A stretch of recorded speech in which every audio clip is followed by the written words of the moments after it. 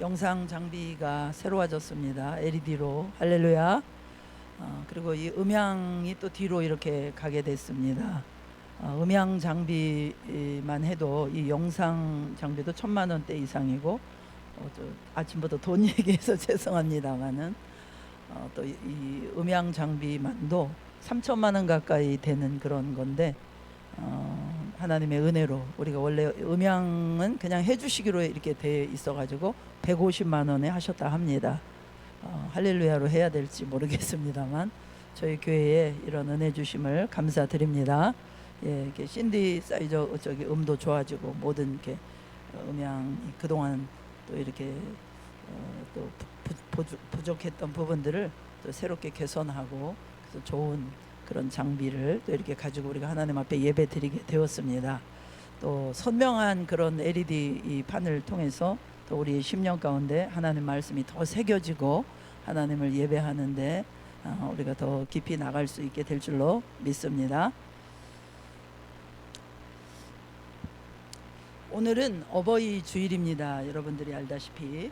그래서 어버이 주일은 미국 웨스트 버지니아 주에 살고 있는, 소리 좀 키워주세요, 자베스라고 하는 여성도가 자기 어머니가 하나님을 잘 믿고 또 성도들의 사랑 가운데 천국에 가신 것에 대해서 늘 감사하고 고마워하면서 5월 8일 날 자기 어머니를 사랑하며 기도해 준 성도들에 대한 그 고마움을 가지고 흰 카네이션을 달아드리기 시작했다고 합니다.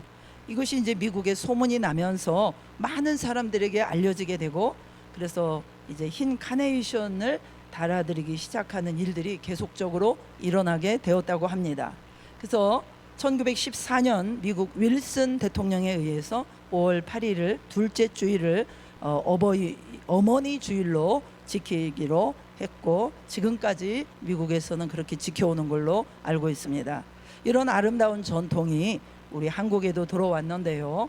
이승만 대통령께서 1956년에 어머니 날을 제정을 하시고 그래서 계속해서 지켜오다가 아들 딸 키운 게 어디 어머니 혼자만 키웠냐, 아버지도 키웠지 않느냐 이래가지고 1973년도에 어버이날로 개정해서 지금까지 지켜오고 있습니다.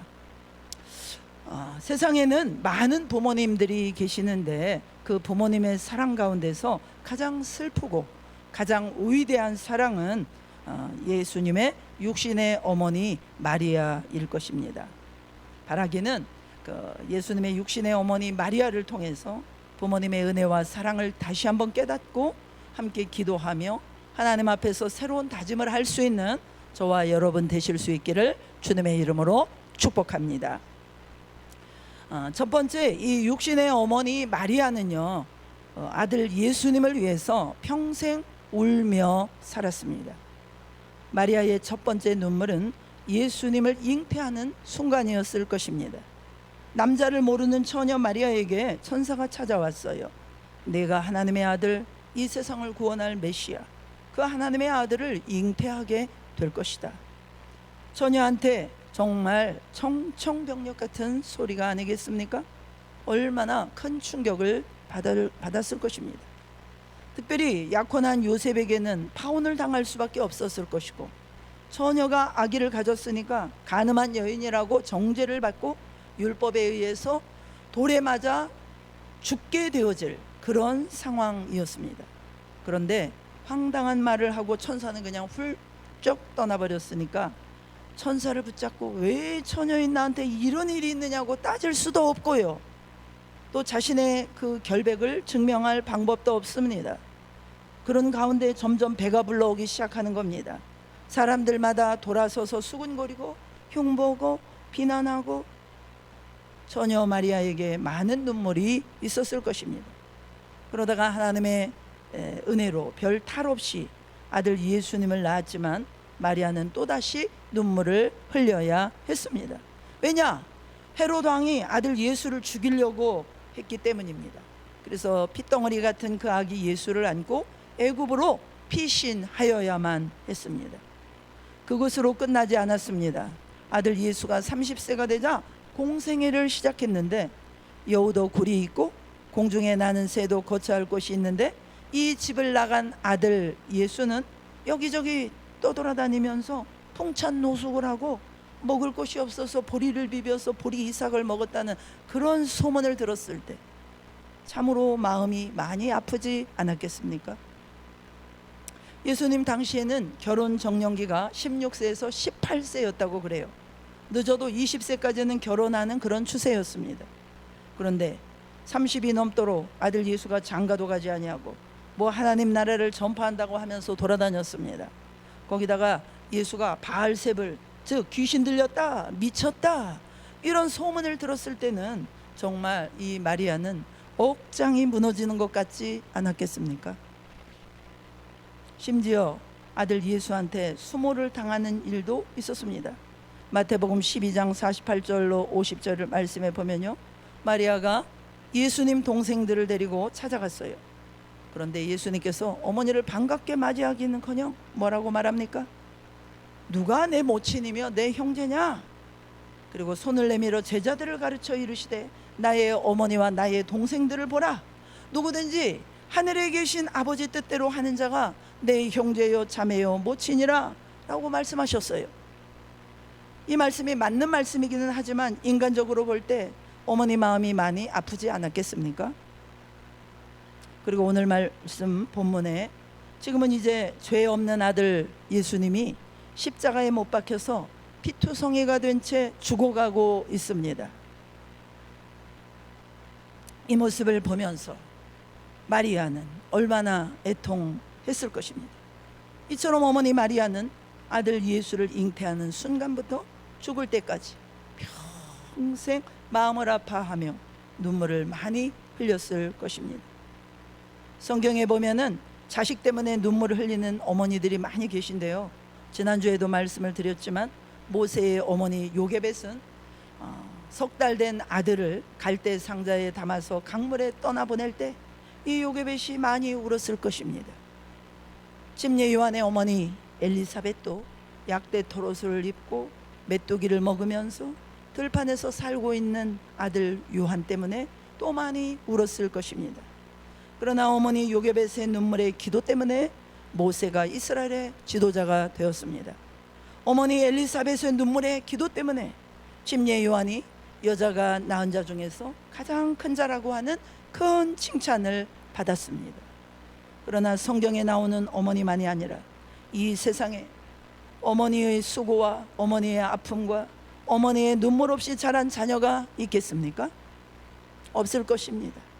자녀가 학교에 가면은 뒤처질까봐 학교 다니는 내내 걱정, 졸업해서 취업하고 직장 다니면 직장 다니는 대로 걱정. 그래서 이제는 시집장가 보내면은 부모 역할 다 했다고 생각했는데 시집장가 보내면 부모 역할 다 한 것이었습니까? 별탈 없이 둘이 잘 살아야 될 텐데 또 걱정합니다. 눈에 넣어도 아프지 않을 손자 손녀들 험악한 세상 어떻게 살아가나 또 걱정합니다. 자식들의 모든 것들이 다 부모들의 걱정거리고 평생 자식 때문에 눈물 마를 일이 없는 분들이 바로 우리 아버지, 우리 어머니 아니겠습니까? 어느 목사님의 간증으로 쓰신 글을 소개해 드립니다. 이 목사님의 부모님의 연세가 90세가 넘었습니다. 어버이날을 맞아 고향을 다녀왔다. 부모님 집으로 가는 발걸음은 가벼운데 집에로 돌아오기 위해서 차에 시동을 걸면 벌써 부모님 눈에 눈물이 고여있다. 차가 멀리 동구 밖으로 사라질 때까지 느티나무 밑에서 90세가 넘은 두 노인이 손 흔드는 것이 보인다. 차를 타고 오는 동안 나와 아내는 아무 말도 없다. 눈물로 배웅하는 부모님의 모습이 아른거리기 때문이다. 그러나 그 눈물이 헤어질 때는 힘들지만 그것이 부모님을 찾는 이유라는 것을 알았다. 각박한 세상에서 나를 위해서 진정으로 울어줄 사람은 오직 아버지, 어머니뿐이다. 세상을 사는 힘은 부모님의 눈물에서 나온다. 자라면서 인생과 신앙을 방황하던 어느 날 밤늦게 돌아와서 자고 있는데 얼굴에 뜨거운 빗물이 떨어졌다. 어머니가 나를 위해서 기도하고 있었던 것이다. 얼마나 한이 맺혀 기도하는지 눈물이 빗방울처럼 뚝뚝 떨어진다. 지금 내가 서울에서 큰 교회 담임 목사가 되어서 여기 있게 된 것은 어머니의 눈물의 기도 때문이었다. 긴 세월 동안 방황을 끝내고 하나님께 돌아왔을 때 찬송가 275장이 가슴에 꽂혔다. 날마다 주와 멀어져 그 크신 사랑 버리고 방탕한 길로 가다가 어머니 기도 못 잊어. 2절 메마른 들과 험한 산 갈 바를 몰라 헤매며 영 죽게 된 지경에서 어머니 기도 못 잊어. 나 집에 돌아갑니다. 어머니 기도 못 잊어. 새 사람 되어 살려고 나 집에 돌아갑니다. 사랑하는 성도 여러분, 그렇습니다. 나의 나 된 것은 위로는 하나님 아버지의 은혜로 된 것이지요. 그러나 동시에 육신의 아버지 어머니의 눈물의 기도가 오늘 저와 또 우리의 자녀들과 우리의 가정이 있게 되었다는 사실을 잊지 마시기를 바랍니다. 그리고 우리 성도들 가운데 지금 하나님 아버지를 멀리 떠나서 믿지 않는 불신 자녀가 혹 있다고 한다면 하나님이 부모님들의 그 여러분들의 눈물의 기도를 보시고 반드시 그 자녀를 하나님께로 돌아오게 해 주실 것을 믿으시기 바랍니다. 함께 우리 외쳐보실까요? 눈물로 기도한 자식은 망하지 않는다. 시작.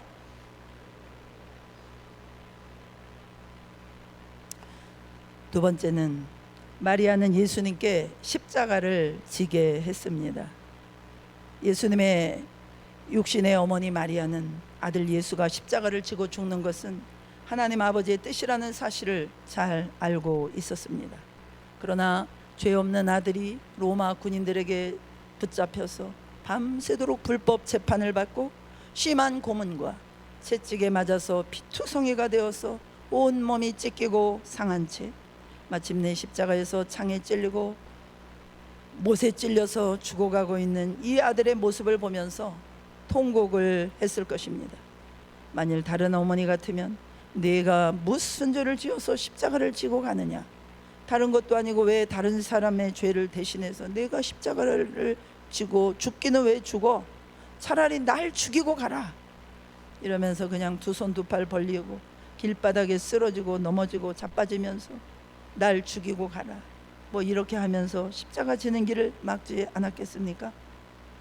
이 원고에는 없는데 제가 이 글을 읽다 보니, 이 설교를 하다 보니 저희 어머니가 딱 떠오르시네요. 금요고속으로 새벽마다 내려오셔가지고 때로는 막 길바닥에 주저앉으셔가지고 요 지금 제가 읽어드린 그대로 길바닥에 쓰러지고 넘어지고 자빠지면서 날 죽이고 가라. 막상 그렇게 되면 어떻게 될지 모르겠습니다만은 만약에 제 아들이 그렇다고 한다면 저도 그럴 것 같습니다. 어떤 아들인데 온갖 수모를 다 겪으면서 눈물로 키운 아들 아닙니까? 아무 죄도 없이 다른 사람의 죄를 뒤집어 쓰고 십자가에서 못 박혀 죽는다? 말릴 일 아닙니까? 그렇지만 마리아는 아들 예수가 십자가 지는 것을 막지 않았습니다. 왜냐? 예수가 세상을 구원하기 위해서 십자가를 지는 것, 이것이 하늘 하나님 아버지의 뜻이라는 사실을 믿었기 때문입니다. 세상의 모든 부모들은요, 자녀들에게 소원과 기대와 욕심들이 다 있습니다.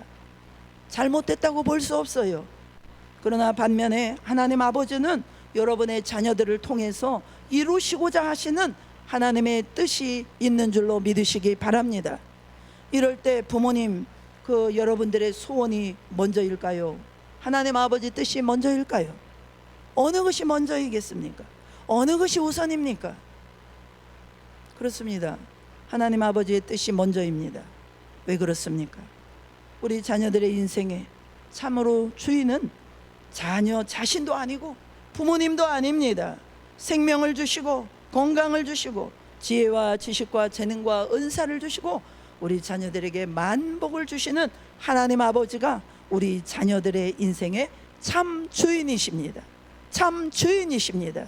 그리고 참 주인이신 하나님께서 부모님을 통해서 이 자녀들이 태어났지만 그들의 주인 되신 하나님의 뜻을 이루기 위해서 하나님이 이 땅에 여러분들의 자녀를 태어나게 하신 것입니다. 그렇기 때문에 자녀를 향한 부모님의 소원보다도 하나님 아버지의 뜻이 먼저인 것입니다. 하나님 아버지 뜻이 먼저인 것입니다.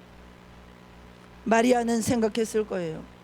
예수가 내 몸에서 난 아들이지만 하나님 아버지의 뜻을 이루기 위해서 이 세상에 온 하나님의 아버지의 아들이다. 내가 할 일은 하나님의 말씀과 기도와 사랑으로 잘 양육해서 세상을 구원할 하나님 아버지 뜻을 이루는 것, 이것이 부모인 어머니인 내가 할 일이다 라는 믿음이 어머니 마리아에게 있었던 것입니다. 그래서 심장이 찢어지는 것 같은 아픔이 있었지만 아들 예수가 십자가 지는 것을 막지 않았어요. 예수가 세상을 구원할 메시아의 길을 가도록 그렇게 한 것입니다. 안중근 의사 여러분 아시죠? 일본의 이토 히로부미를 암살해서 죽였던 사람입니다. 그가 이제 감옥에 갇혔습니다. 이 소식을 들은 어머니가 아들 안중근에게 편지를 보냅니다. 장한 아들 중근이 보아라. 이제 너는 조국을 위해서 죽을 것이다. 사형언도를 받으면 항소하지 말아라. 내가 벌한 이들에게 용서를 구할 필요도 없고 법에 호소하여 더 길게 살 필요도 없다. 혹시 이 어미보다 먼저 죽는다고 불효라고 생각하지도 말라. 작은 의에 연연해하지 말고 큰 뜻으로 조국을 위해서 죽어라. 조국을 위해서 죽어라. 이게 내 어미의 소원이다. 조국을 위해서 죽을 수 있었던 것은 안중근 의사 배우의 이와 같은 어머니가 계셨기 때문입니다. 만일 어머니가 울고불면서 아들을 위해서 항소하고 여기저기 뛰어다니면서 아들 살려달라고 청원했다면 일본 사람들이 안중근 의사를 살려줬겠습니까? 살려줄 리가 없을 뿐만 아니라 역사에 오점을 남겼을 것입니다. 아들을 사랑하는 마음으로 그렇게 뛰어다녔다면 그 누가 말리겠습니까? 그걸 누가 죄라고 이야기할 수가 있겠습니까? 어머니로서 당연하게 의를 위해서 나라를 위해서 큰 일을 한 이 아들을 살리고 싶은 마음이 어머니에게 왜 없었겠습니까만, 그러나 나라를 위해서 더 큰 일을 하는 이 아들을 오히려 장한 아들이라고 하면서 그에게 용기와 힘을 북돋아 주어서 안중근 의사가 순국 선열이 되어지고 우리나라 해방을 위해서 큰 밑거름이 되어진 것입니다. 부모님들의 가장 큰 실수는요, 자기들의 기대와 소원과 욕심대로 자녀를 키우려고 하고 자녀가 자라가기를 원하는 것이에요. 그러나 여러분들의 자녀들이 정말 잘 되기를 원하신다면은 마리아처럼 여러분들의 자녀를 통해서 이루고자 하시는 하나님의 뜻, 크고 위대하고 아름다운 뜻이 무엇인지 분별할 수 있는 영적인 지혜가 있어야 될 줄로 믿습니다.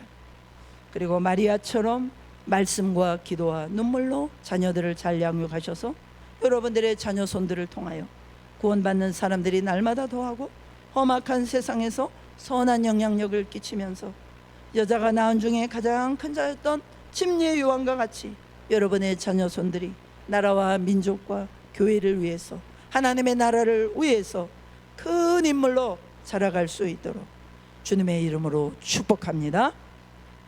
세 번째, 예수님은 어머니 마리아를 십자가 앞에 나오게 했습니다. 누가복음 2장 51절 말씀에 보면은 예수께서 함께 내려가사 나사렛에 이르러 순종하여 받드시더라. 그 어머니는 이 모든 말을 마음에 두니라 그랬습니다. 여기에서 순종하여 받드셨다라는 말은요, 허리를 굽히다, 머리를 숙여서 절하다, 이런 뜻인데요, 하나님께 엎드려 경배하며 예배하는 그런 단어입니다. 따라서 하나님의 아들 예수님은 하나님 아버지께 순종하듯이 육신의 아버지 어머니께 순종하고 하나님 아버지를 경외하며 예배하며 경배하듯이 육신의 부모님을 경배하고 경외하고 높이고 효도했다는 것입니다. 눈에 보이는 아버지 어머니를 하나님 아버지처럼 높이며 경외하며 섬겼다는 것입니다. 여러분, 10계명 아시지요? 1계명부터 4계명까지는 하나님에 대한 계명이지요. 5계명부터 10계명까지는 우리 인간관계 속에서 지켜야 할 계명입니다. 인간관계에서 지켜야 될 계명 중에 제일 먼저 말씀하시는 것이 놀랍게도 내 부모를 공경하라입니다. 우리 생각에는 살인하지 말라, 간음하지 말라, 이런 것이 더 중요한 계명인 것 같아요. 그런데 하나님은 살인하지 말라보다도 부모를 공경하라, 이 계명을 먼저 말씀하셨습니다. 왜 그럴까요? 부모가 없었다면 생명 자체가 존재할 수 없었기 때문 아니겠습니까? 뿐만 아니라 살인하지 말라는 계명보다 더 중요한 것은 내게 생명 전해준 부모의 고마움을 알라라는 의미일 것입니다. 또 하나, 내 부모를 공경하라 라는 말씀은 어떤 수식어도 없습니다. 그냥 내 부모를 공경하라 이렇게 말합니다. 성경은 인격적인 부모를 공경하라, 또 존경할 만하고 사회적으로 성공하고 성품이 좋아서 본받을 만한 것이 있기 때문에 부모를 공경하라 이렇게 말하고 있지 않습니다. 그냥 내 부모를 공경하라 라고 말씀하십니다. 얼마나 중요한 말씀인지 모릅니다. 내 부모가 훌륭한 존재라서 공경하는 게 아닙니다. 공경할 만한 가치가 있어서 공경하는 것이 아닙니다. 어떤 자격이, 부모에게 어떤 자격이 있기 때문에 공경하는 것이 아닙니다. 그냥 우리 부모이기 때문에 이 사실 한 가지만으로 존경받을 만한 가치가 있으십니다. 우리 부모 중에는 좀 인격적이지 못하신 분도 많이 계세요. 그래도 공경해야 합니다. 이 공경하라 라는 말은요, 히브리어로 카바드라는 말이에요. 이 단어의 사전적 의미는 그냥 무겁다라는 뜻입니다. 무겁다. 공경하라, 무겁다. 무슨 뜻일까요?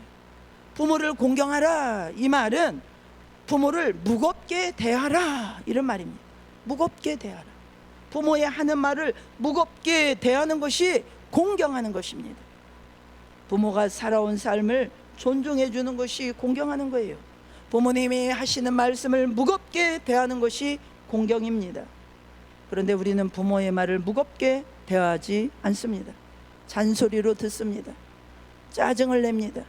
부모님들이 나이가 드시면요, 똑같은 얘기 또 하시고 또 하시고 계속 또 하시잖아요.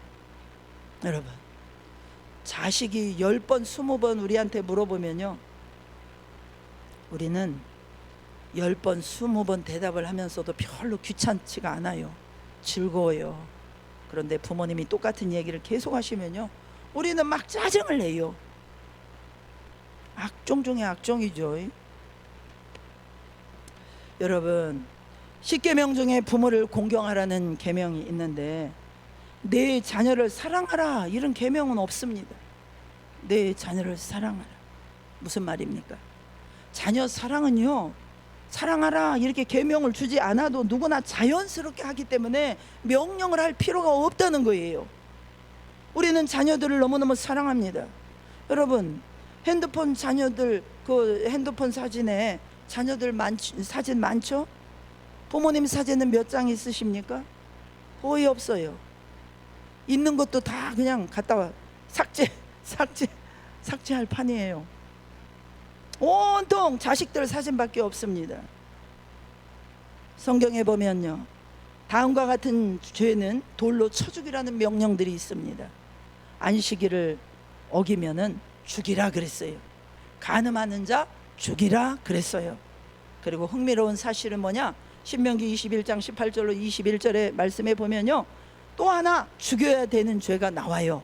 그게 뭐냐, 부모를 거역하는 페류나, 부모를 거역하는 페류나를 죽이라고 그랬습니다. 우리 신명기 21장 18절로 21절 한번 다 같이 읽어보실까요? 시작.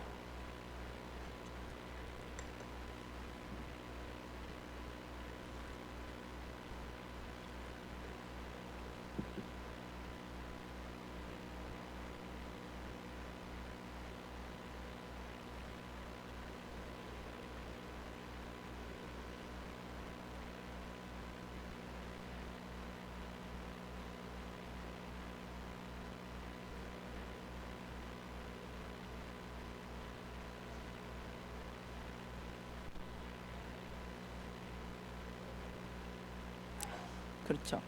실제로 민수기 15장에 가보면요, 안식일 날 나무하던 자가 돌에 맞아 죽는 사건이 있습니다. 또 요한복음에 보면요, 현장에서 가늠하다 잡힌 여인이 돌에 맞아 죽을 뻔한 사건이 나옵니다. 실제로 이 계명대로 어긴 자는 그런 처벌을 받았다는 거예요. 그런데 여러분, 놀라운 사실은요, 성경에 이 패역한 자식을 돌로 쳐 죽이라는 명령은 했지만 성경 그 어디에도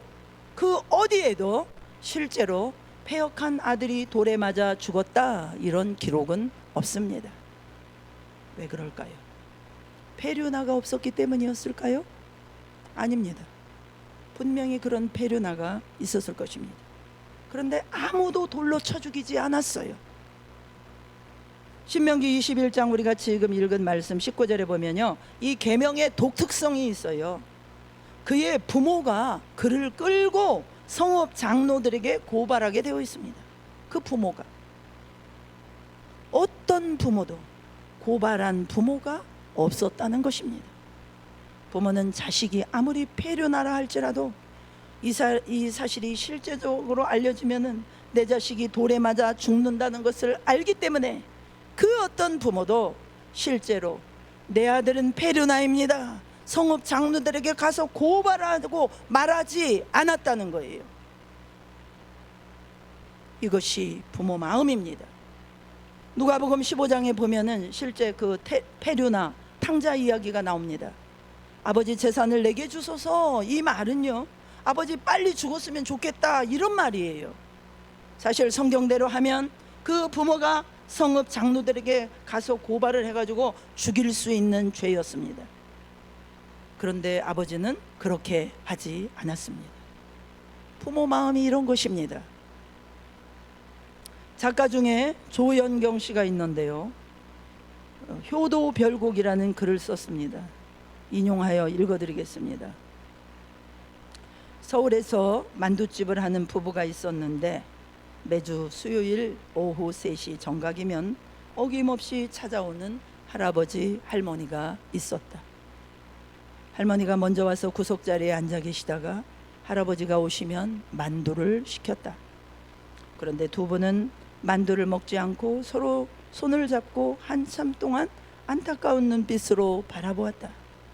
만두집 부인은 이 두 분이 부부가 아니라 옛날에 이루지 못한 첫사랑이 아닌가, 틀림없이 그런 관계일 거야 라고 생각을 했어요.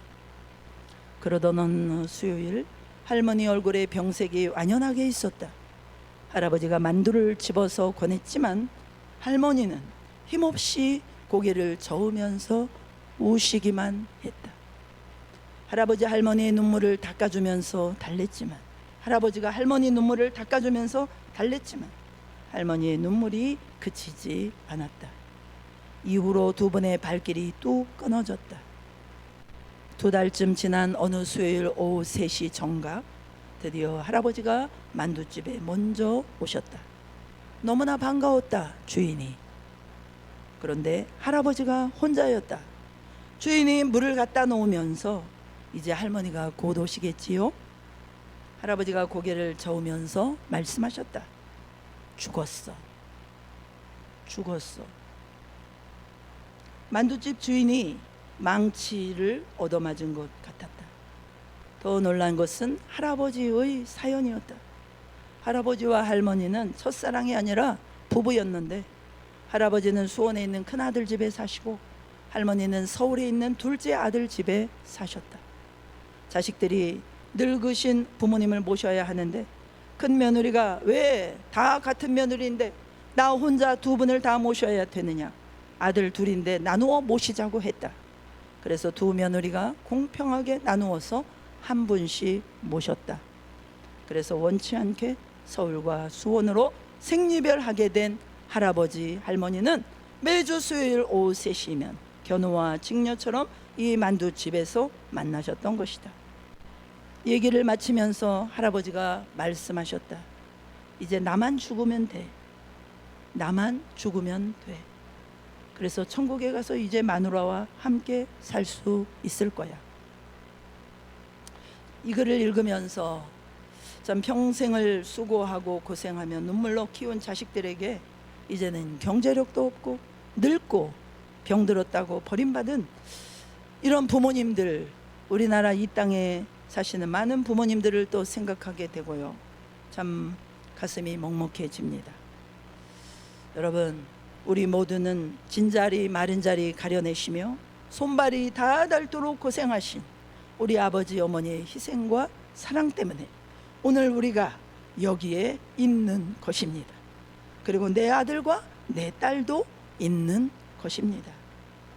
평생 우리를 위해서 고생하시고 수고하시고 눈물 흘리신 그 아버지, 그 어머니를 하나님 아버지처럼 우리가 모시지는 못할지라도 하나님 아버지처럼 그분들을 인정하고 그분들을 이해하며 그분들을 높이며 그분들을 섬기는 것이 자녀된 마땅한 도리임을 믿으시기 바랍니다. 그렇게 마땅한 도리를 하는 자녀들을 하나님께서 그냥 내버려 두시지 않을 것입니다. 때가 되면 반드시 눈물 흘릴 만큼 수고하고 고생한 만큼 부모님을 섬긴 여러분들에게 축복으로 열매 맺게 해 주실 것입니다. 그리고 이처럼 자녀들을 위해서 고생하신 부모님이 예수님을 믿고 구원받고 천국에서 자녀들을 다시 만나서 영생 복락을 누리며 행복하게 사실 수 있도록 부모님의 영혼 구원을 위해서 기도해야 할 것입니다. 천국이 아닌 다른 곳으로 가시지 않도록, 천국이 아닌 다른 곳으로 가시지 않도록, 이것이 가장 큰 효도인 줄 믿으시기 바랍니다. 예수님이 십자가에서 죽으실 때 육신의 어머니 마리아가 곁에 계셨습니다. 자식이 먼저 죽는 것이 최고의 불효라고 하지 않습니까? 따라서 지금 이 아들 예수님은 어머님께 큰 불효를 하고 있는 겁니다. 그러나 26절에서 여자여 보소서 아들이니이다, 아들이니이다 라고 말씀하십니다. 여기서 여자는 아람어로 군왕 이런 뜻인데요, 왕비같이 존귀한 여성들에게 붙이는 극존칭입니다. 예수님께서 여자여 보소서 아들입니다 라고 하는 이 말씀 안에는 이런 뜻이 있는 거예요. 어머니 보십시오, 아들입니다. 어머니의 평생의 눈물과 수고와 고생과 기도로 내가 하나님 아버지 뜻대로 세상을 구원할 자리에, 이 십자가의 자리에 이르게 되었습니다. 내가 죽는 것을 보고 괴로우시겠지만 저는 다시 살아 천국에 갑니다. 모든 사람을 위하여 내가 흘린 피로 구원받고 천국에 가듯이, 모든 사람이 가듯이 어머니도 내가 흘린 피로 구원받고 천국에서 다시 만나게 될 것입니다. 어머니, 남은 인생 건강하게 사시다가 천국에서 만나겠습니다. 어머니 감사합니다 라고 하는 말이, 어머니요 보소서 내가 아들입니다, 그 안에 포함되어 있지 않았겠습니까? 여러분, 자녀들이 아무리 부모님을 잘 모시고 부모님이 늙어가는 것을 아무리 우리가 잘 모셔도 부모님 늙어가시는 것을 막을 길이 없어요. 아무리 좋은 보약을 해드려도요 죽음을 피할 길이 없습니다. 자식을 위해서 평생 고생하시며 눈물을 흘리신 부모님을 예수님의 십자가 앞에 오게, 십자가 앞에 나오게 하시기 바랍니다. 수고와 고생, 근심과 걱정, 눈물과 괴로움, 아픔과 죽음이 없는 그 천국으로 우리 아버지, 우리 어머니를 반드시 인도해서 자녀들과 함께 영원히 영생복락을 누리면서 살 수 있도록 해주십시오. 이것이 최고의 공경이요 효도임을 믿습니다. 말씀을 마무리하면서 우리 에베소서 6장 1절로 3절 말씀을 다 같이 읽겠습니다. 에베소서 6장 1절로 3절 시작.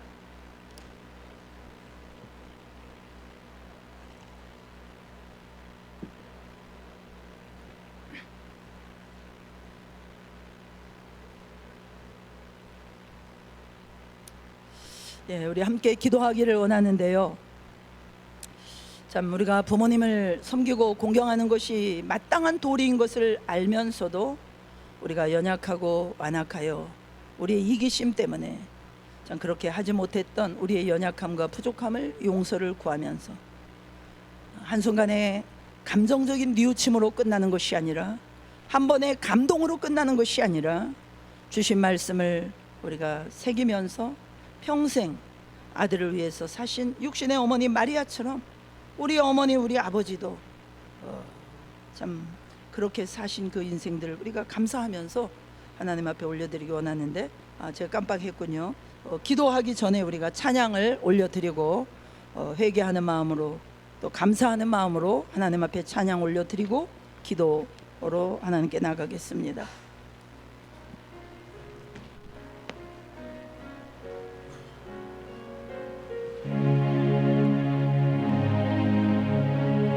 날마다 주와 멀어져 그 크신 사랑 버리고 당당한 길로 가다가 어머니 길도 못 잊어 나 집에 돌아갑니다.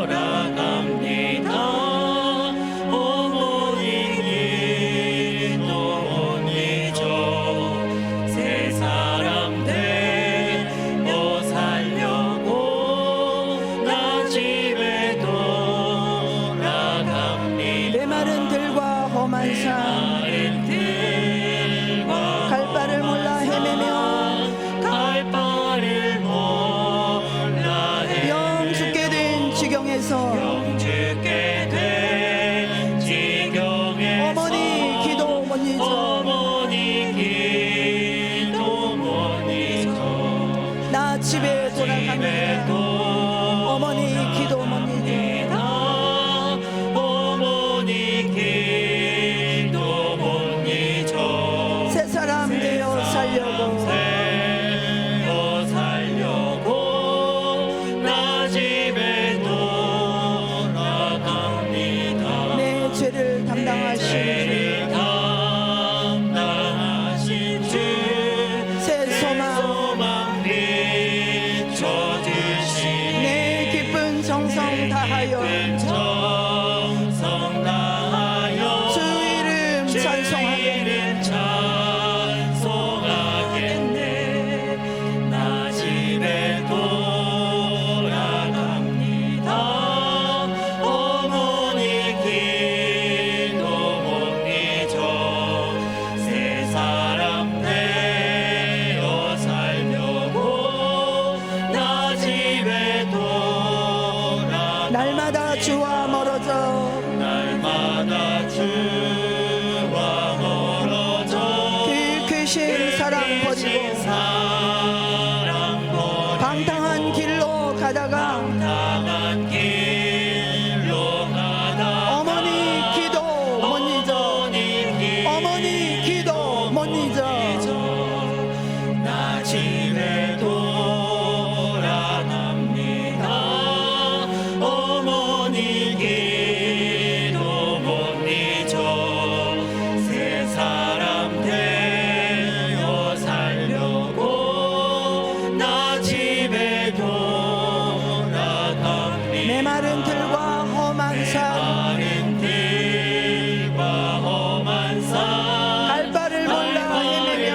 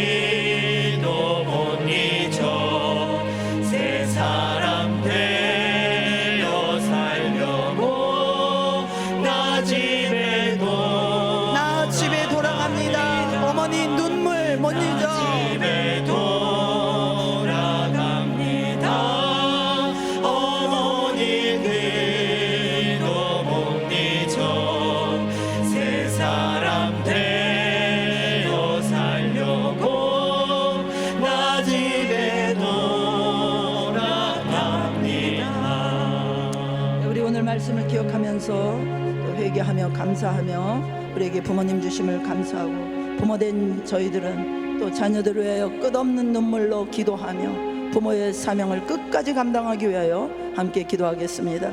할렐루야. 하나님 감사합니다.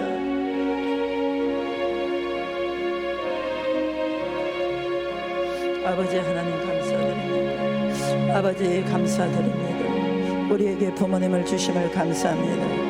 아버지 정말 진자리 마른 자리 갈아누시며 손발이 다닳도록 고생하신 우리의 부모님들을 통해서 오늘 저희들이 있습니다. 우리의 자녀들이 있습니다. 하나님, 우리가 우리의 육신의 부모님을 통해서 우리에게 베풀어 주신 놀라운 은혜를 우리가 기억하지 못하고 감사하지 못하고 무겁게 대하지 못했던 것 회개합니다. 하나님 용서하여 주시옵소서. 우리의 완악함을 용서하여 주옵소서. 우리의 이기심을 용서하여 주시옵소서. 부모님의 마음을 아프게 했던 거 용서하여 주시옵소서. 부모님의 마음을 아프게 했던 거 용서하여 주시옵소서. 부모님의 마음을 헤아리지 못했던 거 용서하여 주옵소서. 부모님에게 함부로 말했던 거 용서하여 주시옵소서. 하나님 아버지, 또 부모된 저희가 아버지 자녀들을 위해서 더 기도하지 못했던 거 용서하여 주옵소서. 자녀들을 위해서 더 기도하지 못했던 거 용서하여 주시옵소서. 자녀들을 위해서 더 기도하지 못했던 거 용서하여 주시옵소서. 하나님 아버지, 주님 용서하여 주옵소서. 우리에게 생명 주시는 그날까지 자녀들을 위해서 눈물로 기도하는 부모들이 되게 하시고, 눈물로 기도하는 부모들이 되게 하시고, 눈물로 기도하는 부모들이 되게 하여 주옵소서.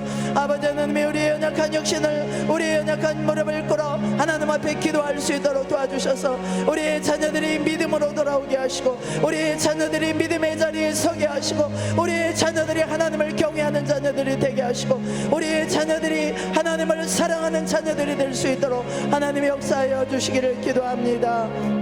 이 시간에 공동체를 위한 기도의 제목을 가지고 기도하시고, 특별히 나라와 민족을 위하여 기도하시고, 또 연로하신 우리 부모님들의 구원을 위하여 간절히 기도하며 나가겠습니다. 할렐루야. 하나님 감사합니다.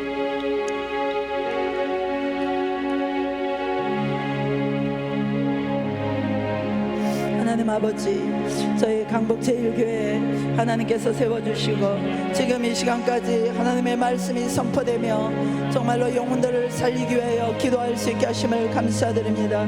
아버지, 세워진 사역자들과 우리 장로님들과 권사님들과 재직들이 한마음 한뜻이 되어 기도하여서 정말로 죽어가는 영혼을 살리는 교회가 되게 하시고, 특별히 후임 사역자를 하나님 예비하여 주시며, 하나님 아버지 하나님 믿음의 자녀들을 하나님의 말씀으로 기도로 세울 수 있도록 하나님께서 교회를 축복하여 주시기로 합니다. 특별히 환우분들과 연로하신 우리 부모님들을 위하여 기도하고 있습니다. 아버지, 부모님들에게 구원의 문을 활짝 열어 주시옵소서. 회개의 영을 부어 주옵소서. 하나님의 거룩한 영을 물부터 부어 주시옵소서. 아버지, 그래서 철저히 회개하고 하나님 나라를 받을 수 있도록 하나님께서 우리 부모님들에게 구원의 문을 활짝 열어 주시기를 원합니다. 특별히 아버지, 육신적으로 연약함 가운데서 질병 가운데 오랫동안 고생하고 있는 사랑하는 우리 환우분들이 있습니다. 우리 하나님께서 이 시간에 일일이 찾아가 주시고 하나님 그들의 환처 위에 손을 얹어 안수하여 주시고, 아버지 치유의 기름을 부어 주시옵소서. 하나님의 나라는 질병이 없는 줄로 믿습니다. 예수 그리스도의 생명 안에는 아버지 건강만 있는 줄로 믿습니다. 예수 그리스도 안에는 패배가 없는 줄로 믿습니다. 근심이 없는 줄로 믿습니다. 소망만 있는 줄로 믿습니다. 하나님 아버지 승리만 있는 줄로 믿습니다. 오 아버지 하나님, 우리 하나분들에게 아버지 치유와 승리와 회복을 허락하여 주시옵소서. 특별히 다음 세대들, 우리 자녀 세대들이 부모님을 공경하며 아버지 주님의 말씀에 순종하는 자녀들로 변화받게 하시고, 하나님을 뜨겁게 사랑하고 섬기는 자녀들로 하나님 세워줄 수 있도록 축복하여 주옵소서. 하나님, 우리가 조기 대선을 앞두고 있습니다. 하나님, 이런 국가 위기 가운데 하나님 저희들이 또 2주간 특별 새벽 기도를 감당하기 원하오니 하나님 우리에게 힘주시고, 나라가 없이는 우리가 없습니다. 하나님, 절박한 상황 가운데 이 절체절명의 위기 가운데 우리가 깨어서 기도하며 회개하며 나갈 때에 하나님이 이 땅을 고쳐주시는 하나님의 놀라운 역사가 일어날 수 있도록 하나님 은혜 베풀어 주시고 역사하여 주시옵기를 기도합니다. 아버지, 북한에 하나님의 복음의 문이 열리게 하여 주시옵시고, 하나님 아버지, 또 열방 가운데 하나님의 복음을 전파하며 선교사들을 보내는 나라로 하나님의 선교 대국으로 설 수 있도록 하나님이 이 나라를 속히 안정시켜 주시옵시고, 부정선거가 아버지 하나님이여 정말 척결되게 하시고 공명정대한 선거를 통하여 아버지 하나님이 기뻐하시는 아버지 지도자가 뽑힐 수 있도록 하나님의 역사하여 주시옵기를 간절히 바라옵고 원합니다. 하나님 아버지,